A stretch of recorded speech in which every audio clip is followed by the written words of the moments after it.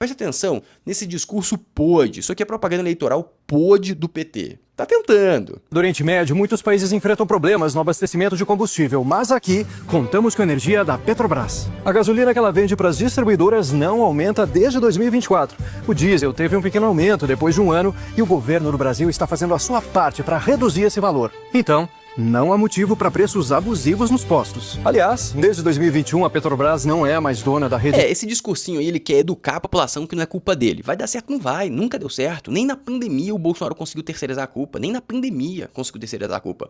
Então não vai terceirizar. Não vai terceirizar. E agora só demonstra o desespero total do presidente. Olha isso aqui. Isso aqui pra mim é bizarro, tá?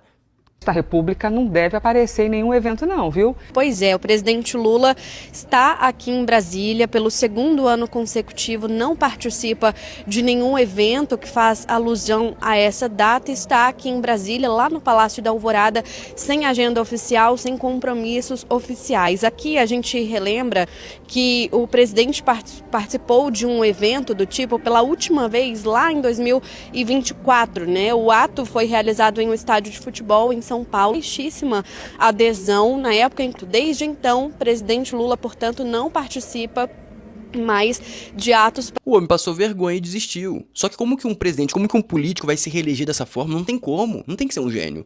Não tem como. Como que ele vai se reeleger se ele não pode aparecer em público? Não tem como, não tem como. Agora eu vou trazer uma provocação pra vocês aqui, ó. Isso aqui é o que vai mais trazer voto, e o Lula não consegue vender isso para a população. Em 2009, um pequeno estado da federação com 4 milhões de habitantes está mergulhado num caos absoluto. É o segundo estado mais violento do Brasil. São 2.000 assassinatos por ano. É o estado do Espírito Santo. Uma década e meia depois, como está o Espírito Santo? Fica aqui que eu vou te explicar. O Espírito Santo conseguiu reduzir os homicídios em 66% em 15 anos, uma das maiores quedas do Brasil. Mas deixa eu dizer qual foi a fórmula mágica para isso, viu? Que de repente o teu governador pode copiar. Em 2009, o Espírito Santo tinha 8.509 bandidos presos. Em 2026, o Espírito Santo tem 26 mil bandidos presos. É o Estado brasileiro que teve o maior aumento da massa carcerária. Ou seja, a polícia prendeu mais, o Ministério Público denunciou mais, e juízes condenaram mais. Em abril desse ano, 2026... Conclusão, tem que prender. Lá deu certo, Goiânia deu certo, tá faltando dar certo em São Paulo. São Paulo está deprimente, mas pode ser ansiedade. E o marido, Yuri Meirelles, foram assaltados em São Paulo. Mais uma influência, mais uma pessoa assaltada em São Paulo. Todo dia alguém é assaltado em São Paulo. São Paulo tá intolerável, por isso até que sair de lá, não tô mais em São Paulo. Não tem como viver nisso, não tem como.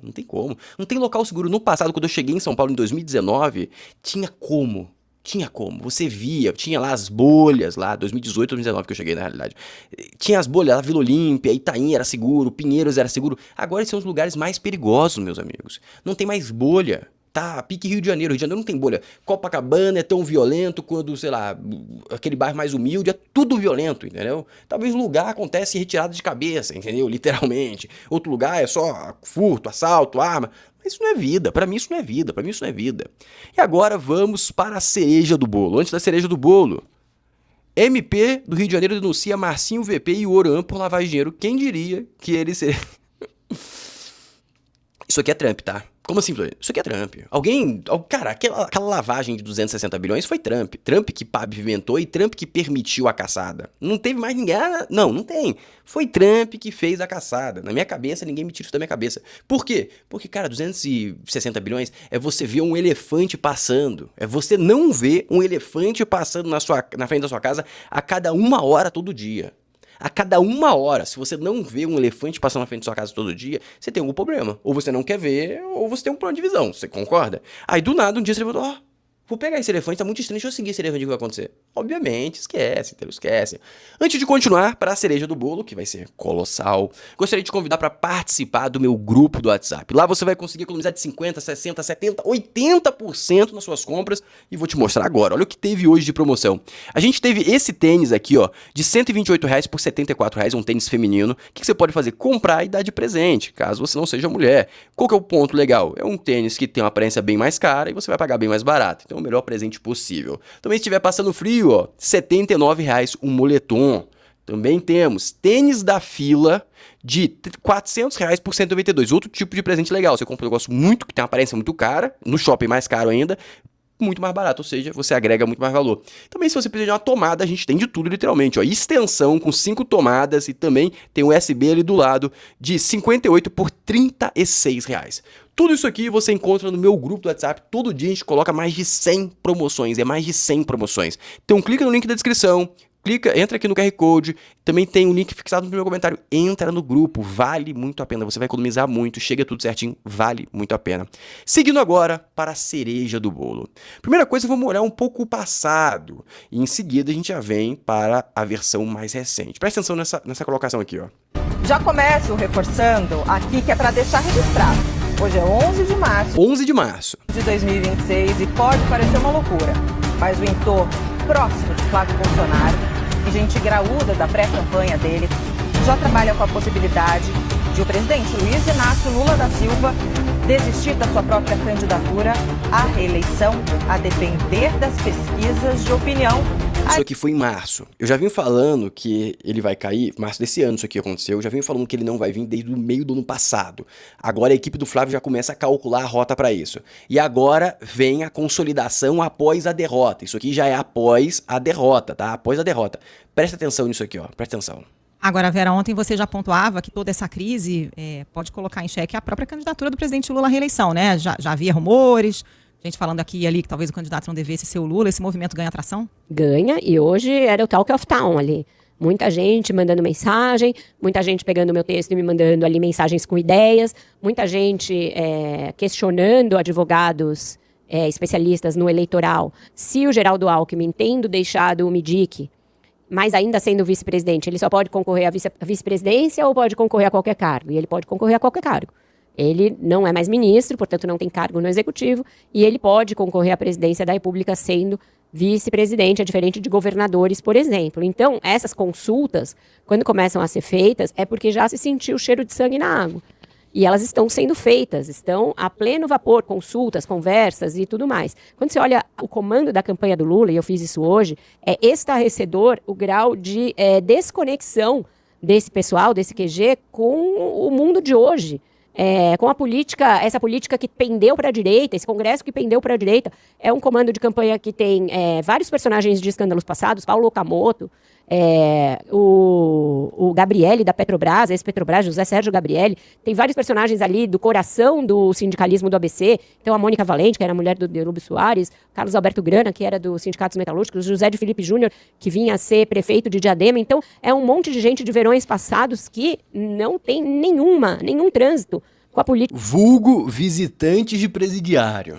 Como ela é feita hoje em dia, não tem trânsito com esses ministros do Supremo, não tem trânsito com o Congresso, zero, total de zero, não tem trânsito com os partidos que podem vir a ser incluídos numa aliança do Lula.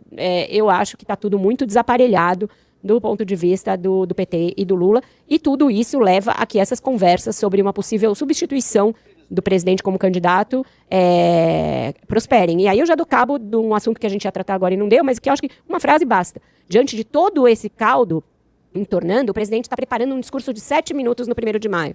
E aí, realmente, me parece aquele momento em que você vê que a pessoa está totalmente alienada do que está se passando. O que ele vai dizer nesse discurso? Ele corre um risco sério e real e concreto de haver um panelaço. E teve, eu vi algumas pessoas relatando um panelaço contra ele no 1º de maio. Vocês já pensaram nisso? O presidente do Partido dos Trabalhadores levar um panelaço pela fuça em pleno 1º de maio? Porque é isso que a gente está vendo. Ou seja, o homem está descorrelacionado, mal assessorado e sendo enterrado vivo. É isso que está acontecendo com o Lula. Mas tem um ponto preocupante. Quem que ele está querendo colocar? O Alckmin. O Alckmin tem mais capacidade para ganhar o Flávio Bolsonaro do que o Haddad e o outro cara lá que eu esqueci. O Marcelo Camilo. O Camilo. Os dois perderiam muito mais fácil pro Flávio Bolsonaro. Ou seja, agora tem que ter mais trabalho. Pelo que parece, a equipe do Flávio tá atenta, tá jogando dentro ali, tá de olho no peixe, olho no gato, mas temos que ficar de olho.